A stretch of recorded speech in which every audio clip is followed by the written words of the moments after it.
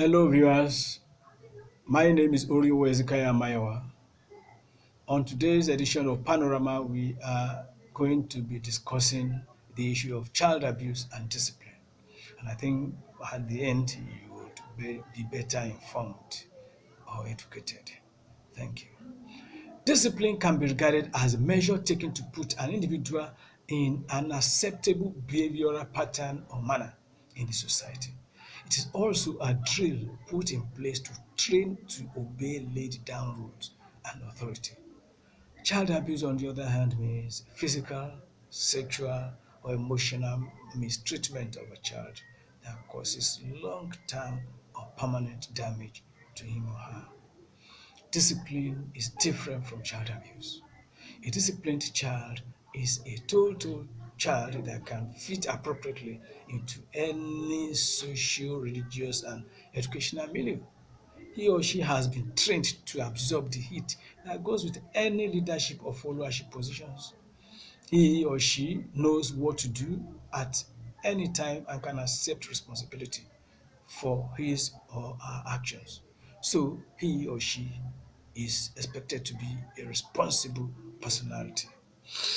It is sad nowadays that the culture of discipline is fast eroding under the erroneous fact that it is child abuse. Teachers are placed under the pressure of child right law, which says children must not be flogged, chastised, or eyed.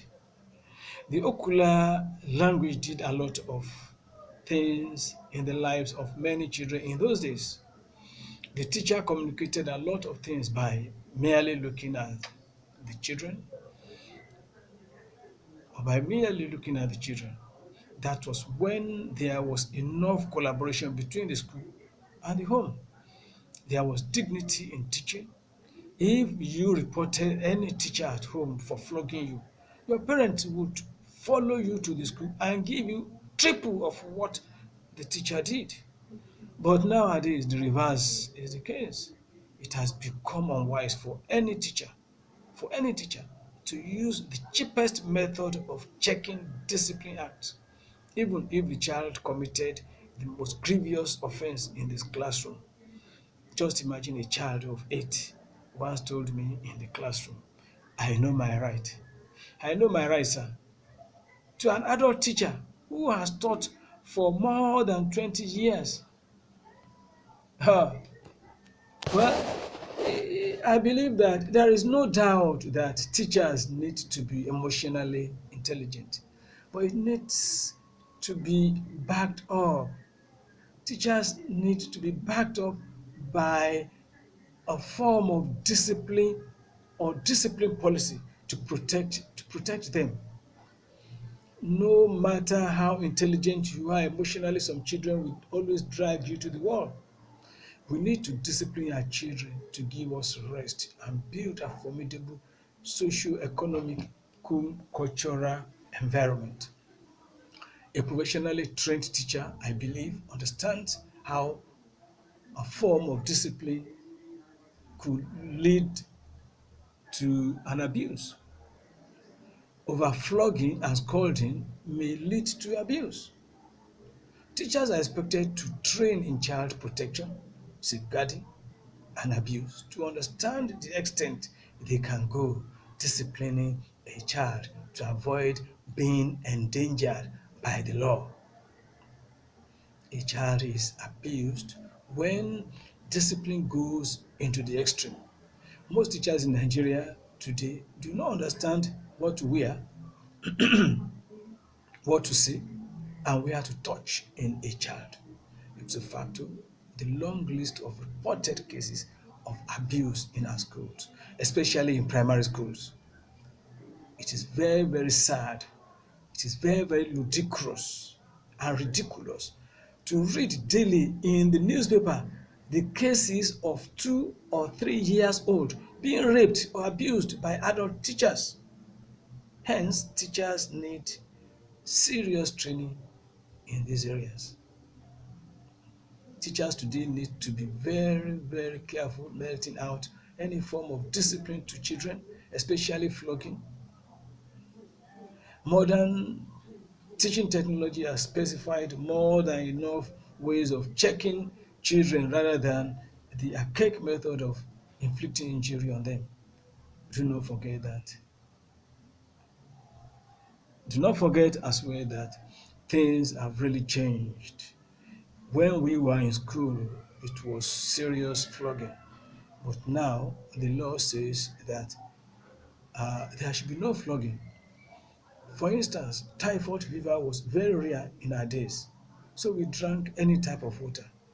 Today, bottled and sachet water have taken over even in the villages. So nobody just drinks any type of water. Therefore, rather than insisting on flogging or any other incriminating method of checking indiscipline, it is better to look for or develop better ways of disciplining the children. Now, I have some ways of disciplining children here, and I think this can assist some teachers. It can help teachers a lot in their classrooms, and it will help or assist school owners in their various schools. Now, I said some ways of checking discipline acts are: one, the first thing you do as a teacher or a school owner is to set rules. Set rules that will guide the children and the teachers in the school. That's the first thing you do. Number two, let the pupils understand the rules. It's not just setting the rules. After setting the rules, let the children understand it. Make a list of indisciplined acts and set the punishment each carries with the consent of the pupils. Like I said, the first thing I said was to set the rules. The second thing is let the pupils understand the rules. Teach them what the rules are. Teach them what the rules mean. Teach them what the rules say. And make a list of indisciplined acts and set punishment each carries with the consent of the pupils and the management. Don't just set the rules. Set the rules with the consent of the children and the what? And the management. Number four, teach what discipline and indiscipline acts are and reiterate the consequences of both. So let the children understand what discipline acts are. Let the children understand what indiscipline acts are and explain to them the consequences of both. I used to teach. Up to now. I used to teach what I call character building. Let the children have a little bit of what I call character building. Let them see what their character could be. Let them see the consequences of good behavior and the consequences of bad behavior in the classrooms and everywhere they go. Another one is, or should I say, number five, withdrawal of responsibilities. You try and put in place withdrawal of responsibilities. Any child that does not behave very well in the class, that does not perform, that does not have good attitude in the class, should suffer this. If the child has what I call, if the teacher withdraws responsibilities from the children, definitely many of them will come back to senses. They will come back to their senses and there will be discipline in the classrooms and in the school environment. Not only that, ostracization, or should I call it ostracizing or isolation. You can isolate a child that is having a discipline problem, a child that is not doing well in the class, a child that does not do his homework or assignment can be isolated. The child can be put in isolation room and can be given what I call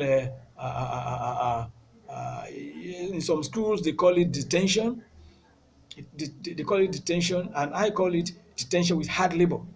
Hard labor in this wise does not mean that the child is going to suffer going to the field to court or is going to start sweeping in the classrooms. No, but the child can be given more intervention an extension work to do in the in isolation without the presence of other pupils in the classrooms.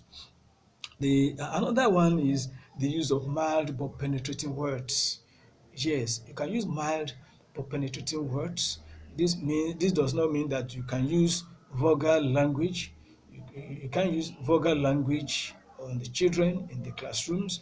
Rather, you can use languages that are very mild, but will make the child think in the classroom, so that you can put the child or the children in good order. Another one, which is number 8 here, is that teachers can give more extension and intervention work. Can give more extension and intervention work. Most of our teachers now, especially in public schools, don't like to do extra work. I will plead to them that to maintain discipline in their classrooms, it is when the children are not doing, when they do not have much things to do, that they go into misbehavior. They go into doing things that are not expected to be done in the classrooms, making noise, shouting here and there. But if they are very busy, the chances of making noise or disturbing one another in the classrooms will reduce. So teachers can give more extension work to the G and T, that is the gifted and the talented, while more intervention work can be given to the weak ones, that is the SEND students with educational needs.